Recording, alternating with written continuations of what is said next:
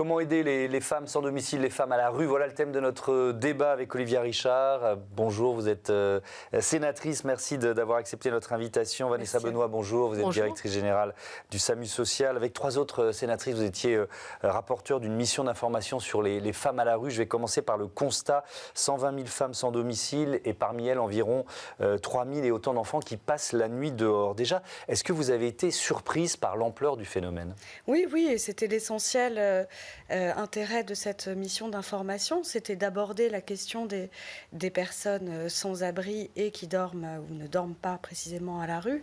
C'était d'apporter ce regard genré qui est tout à fait indispensable parce que ce ne sont pas du tout les mêmes problématiques et l'ampleur est en effet inédite. Ça n'était pas du tout le cas il y a 10 ans. Ouais. Donc c'était un travail important au long cours. Nous sommes 4 co-rapporteurs et ce travail a été fait à l'initiative et sur l'idée de Dominique Vérien, la présidente de la délégation droits des femmes du Sénat, et ça nous a permis pendant 10 mois de rencontrer des acteurs indispensables sur le terrain, des gens extrêmement mobilisés et qui sont face à une situation, on pourrait dire qu'on est face à une mer qu'on essaie de vider avec une petite cuillère. Ouais. Et il faut trouver des solutions parce que les problèmes sont épouvantables. Ouais. Et on évidemment on rentrera dans le détail des propositions que vous pouvez faire. Elles sont plus en danger que les hommes. C'est une évidence qu'il faut rappeler et peut-être détailler. Oui, il y a beaucoup d'évidences qu'il faut rappeler. Et c'est pour ça que c'était tellement bien que la délégation des droits des femmes du Sénat travaille sur ce sujet, parce que les femmes sans domicile sont vraiment les invisibles parmi les invisibles. Globalement, on ne voit pas tant que ça les sans domicile, on voit surtout les personnes qui sont sans abri et à la rue, et encore qu'une partie d'entre eux. Or, les femmes se cachent, elles affrontent d'autres dangers quand elles sont à la rue, donc elles se rendent invisibles, on ne les voit pas, elles sont dans des bus de nuit, elles sont dans les aéroports, dans des voitures, dans des parkings privés, qui sont en fait des lieux qui les mettent encore plus en danger, parce que ces femmes, en fait, ont des parcours qui sont marqués par la violence, du début à la fin. Ça peut être des violences conjugales, des violences intrafamiliales qui les envoient à la rue. C'est aussi juste la violence économique qui fait qu'on est moins payé, plus exposé à des risques de perte ou à des risques de dépendance. Et donc, lorsqu'une relation toxique prend fin, on se retrouve également en difficulté. Et toutes ces difficultés s'accumulent et font que c'est encore plus difficile de rebondir quand on est une femme précaire. Oui. On parle d'agression, on parle de viol. On parle de déplacement aussi incessant pour essayer de grappiller des aides d'un département à l'autre. C'est ça aussi le constat? Alors, en fait, chacun a une stratégie. En fait, on ne subit pas complètement la pauvreté, ou en tout cas, on cherche à trouver des moyens de survivre. C'est vraiment une lutte pour la survie. Donc, les femmes déploient des stratégies énormes pour se rendre invisibles, pour passer pour madame n'importe qui, pour qu'on ne les voit pas.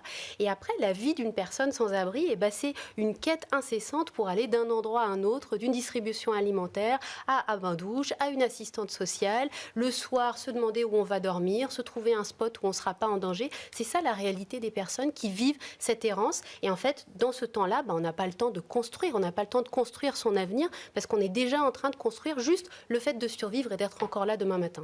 Olivia Richard, vous avez fait un certain nombre de propositions dans ce rapport d'information. Je vais commencer par celle qui semble la plus évidente, la création de places d'hébergement supplémentaires. Il faut des places spécifiques? Il faut des places spécifiques et il faut monter en qualité pour l'accueil qu'on peut proposer à ces femmes parce que, évidemment, lorsqu'elles ont fait l'objet de violences, on s'est rendu compte que toutes les femmes qui sont sans abri, au bout d'1 an, auront été violées. Donc on ne peut pas tout à fait les diriger vers des accueils mixtes. Évidemment, c'est perçu comme très dangereux par elles et ça entraîne un taux de non-recours à toute l'aide qui est très préjudiciable. Donc oui, plus d'hébergement, mieux d'hébergement et on s'est rendu compte qu'il était aussi important de sortir de cette gestion par étapes où d'abord on peut être mis à l'abri, après on a un hébergement dans lequel on va rester un peu plus longtemps pour retourner à la rue, pour après pouvoir bénéficier de quelque chose un peu plus pérenne peut-être pendant quelques années, pour après finalement aller dans l'hébergement social.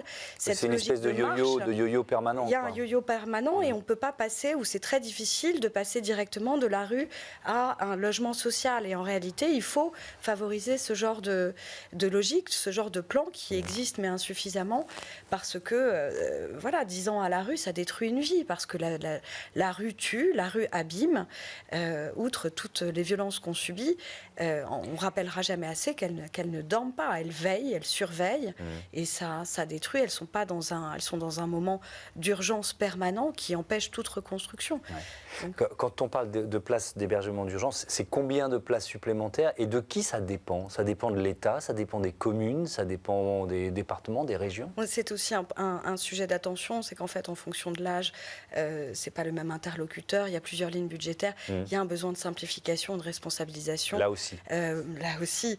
Il faut pas qu'un acteur puisse se dire « Ah non, ça, regardez, cette ligne du Code de l'action sociale dit que c'est pas moi, c'est l'autre. » Donc je refile là, entre guillemets, l'exception n'est pas bonne, mais la patate chaude à d'autres. Exactement, il faut simplifier, il faut que chacun se responsabilise. À l'occasion du budget qui n'est plus, nous comptions, comme l'année dernière, demander 10 000 places supplémentaires. Ouais. Évidemment, il en faudrait plus, mais encore une fois, on gère l'urgence en permanence. Donc 10 000 places, ça aurait déjà été ça. Le budget solidarité aurait dû être examiné la semaine prochaine. Bon, tout ça prend du retard. Vanessa Benoît, à quel point les places, le parc d'hébergement, il est saturé aujourd'hui? Il est complètement saturé, donc c'est pour ça qu'on se retrouve toujours à demander des places en plus, parce qu'en fait, tant qu'il y a des gens dehors, c'est pas supportable, il faut pouvoir les accueillir. Mais la réalité, c'est que si l'accès au logement était facilité, si les lois sur l'accès au logement des plus pauvres étaient respectées, on n'aurait même pas besoin de créer des places d'hébergement, on pourrait accueillir les personnes qui sont dehors dans les places libérées par ceux qui ont accès au logement. Et en fait, ce dont ont besoin les personnes sans domicile, et en particulier les femmes, c'est avant tout d'être mis en sécurité et de retrouver une intimité. Et ça, la meilleure réponse pour ça, c'est le logement. Donc pour tous les publics sans domicile, c'est la première réponse, c'est celle qu'il faut soutenir le plus. Attendez, pour bien comprendre, donc il y a un effet domino, c'est-à-dire qu'il y a des gens qui sont dans des logements dont ils ont bénéficié à une époque qui ne devraient plus y être, c'est ça? Et on ne s'occupe pas de leur trouver autre chose pour libérer ces places pour celles et ceux, en l'occurrence celles qui en ont le plus besoin? Alors, si vous parlez d'accès au logement, en fait, il y a deux sujets. Il y a d'abord un sujet qui est qu'on ne construit pas assez de logements sociaux en France depuis des années. Donc, en fait, on ne répond pas à la demande, aux besoins en fait, en logement social. Malgré la loi SRU. Malgré la loi SRU, qui n'est pas respectée partout, et c'est un sujet en soi. Et par ailleurs, il y a un deuxième sujet qui est que dans les attributions, c'est-à-dire que dans les nouveaux logements qui sortent quand même, ou les logements qui se libèrent, on n'attribue pas assez aux ménages les plus pauvres et les plus vulnérables. Ils se retrouvent en concurrence avec d'autres et ils sont souvent défavorisés dans cette concurrence.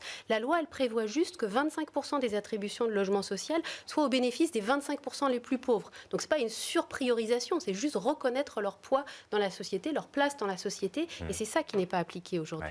Qu'est-ce qui vous semble, qu'est-ce que vous proposez sur ce point particulier dans votre rapport d'information? Nous avons proposé que l'accès au logement social soit en priorité réservé, enfin qu'il y ait une priorisation pour les femmes à la rue, victimes de violences, comme sur le modèle des femmes victimes de violences intrafamiliales, puisque 11 000 places leur ont été allouées.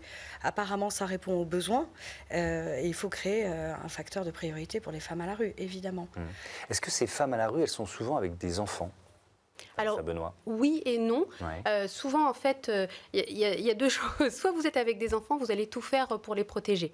Et donc, vous allez survivre d'hôtel social en hôtel social dans des très mauvaises conditions pour élever des enfants. Si vous rencontrez des difficultés plus grandes, en fait, souvent, ce qui va se passer, c'est que vos enfants vous seront retirés. Et ça, c'est une grande souffrance pour des femmes sans domicile qui aspirent à reconstruire des liens avec leurs enfants qu'elles n'ont pas vus depuis des années. Et en fait, c'est aussi un moteur qui peut les tirer vers l'avant, de se dire que si les choses vont mieux, elles pourront à nouveau recevoir et voir leurs enfants. Je parle des enfants parce qu'on voit une sorte de cercle vicieux de la rue et de la violence. C'est-à-dire qu'il y a beaucoup de personnes sans domicile fixe qui sont issues de familles qui elles-mêmes étaient sans domicile fixe, qui sont passées par l'ASE, l'aide sociale à l'enfance, etc. C'est ça qu'il faudrait briser. Cette espèce de fatalité de la rue. Un cycle de violence perpétuelle. En effet, c'est très préoccupant de voir qu'un quart des femmes à la rue aujourd'hui, encore une fois, on fait ce qu'on peut pour estimer, mais c'est pas facile parce qu'on manque de données, mais un quart des femmes à la rue sont passées par l'ASE. Donc ça pose question sur l'accompagnement des sorties sèches de l'ASE, et on a demandé un développement des contrats jeunes majeurs. Oui, parce qu'il faut expliquer, à partir de 18 ans... Ça en moins. Pardon, je vous ai interrompu, mais à partir de 18 ans, on sort de l'ASE et on a...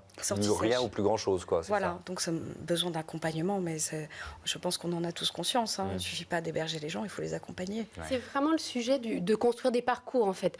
Que le passage dans une institution, que ce soit l'ASE, l'hôpital psychiatrique ou la prison, ça ne veuille pas dire ensuite aller à la rue par défaut de construction de la suite. Donc tous les intervenants, en fait, devraient être en train de se dire comment est-ce que j'aide les personnes à se construire des parcours qui vont les sortir de la pauvreté et pas juste intervenir sur un petit moment, puis ce qui se passe après moi, c'est plus mon problème. Il y a aussi la question des femmes sans-abri qui sont en situation irrégulière. Olivier Grégoire, alors là, c'est un peu UBS, on est dans un casse-tête administratif. Pourquoi ? On est dans un casse-tête administratif parce qu'on ne traite pas le problème. Et que, évidemment, c'est une approche qui peut, pour certains, être difficile. Et néanmoins, il faut regarder le problème de façon très pragmatique.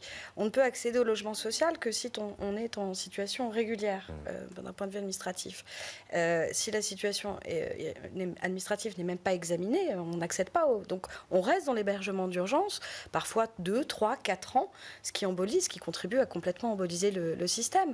On sait très bien que la majeure partie de ces femmes migrantes sont dans des situations dans leur pays qui justifient un titre en France. Certaines même, on en a rencontré, avaient déjà un droit d'asile en France et pour autant n'arrivaient pas, même avec des fiches, il faut mesurer à quel point c'est embolisé, donc n'arrivaient pas à accéder au logement. Mais à partir du moment où on ne traite pas la situation, elle pourrit et donc c'est des gens qui bloquent l'hébergement d'urgence. Et alors la solution, c'est quoi ? Pour fluidifier tout ça, nous avons demandé l'application de la circulaire Valls au cas par cas, l'examen des situations administratives. Nous avons demandé la création d'un guichet unique auquel pourrait se référer aussi tout le tissu associatif qui tente d'accompagner ces femmes. Parce que pour l'instant, même avoir un rendez-vous à la préfecture, c'est très difficile.